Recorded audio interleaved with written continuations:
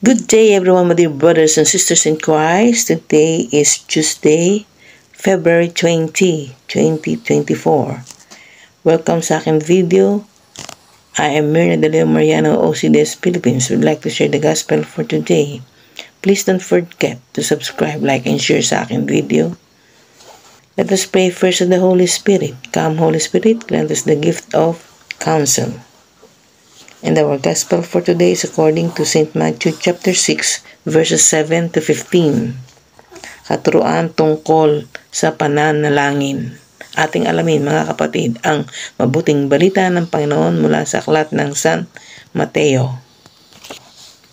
Sa pananalangin ninyo'y huwag kayong gagamit ng maraming salitang walang kabuluhan, gaya na ginagawa ng mga hentil. Ang akala nila'y papakinggan sila ng Diyos dahil sa haba ng kanilang sinasabi.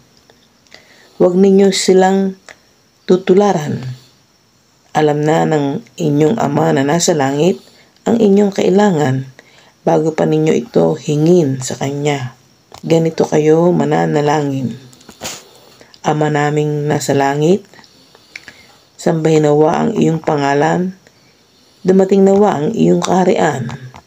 Masunod nawa ang iyong kalooban dito sa lupa tulad ng sa langit.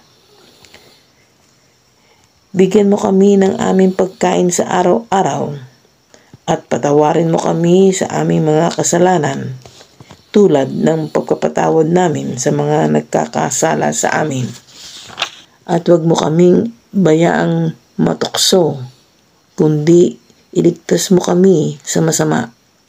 Sapagkat iyo ang kaharian at ang kapangyarihan at ang kaluwalhatian magpakailanman. Amen.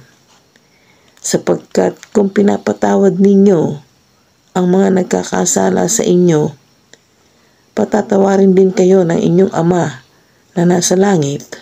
Ngunit kung hindi ninyo pinapatawad ang inyong kapwa, hindi rin patatawarin ng inyong Ama ang inyong mga kasalanan.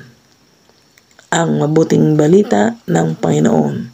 Pinupuri ka namin, Panginoong Jesucristo. Let us pause for a while and let us pray. Father, look on us, your children, through the discipline of Lent. Help us to grow in our desire for you. We ask this through our Lord Jesus Christ, your Son, who lives and reigns with you and the Holy Spirit, one God forever and ever. Amen. God bless us all in the name of the Father, and of the Son, and of the Holy Spirit. Amen.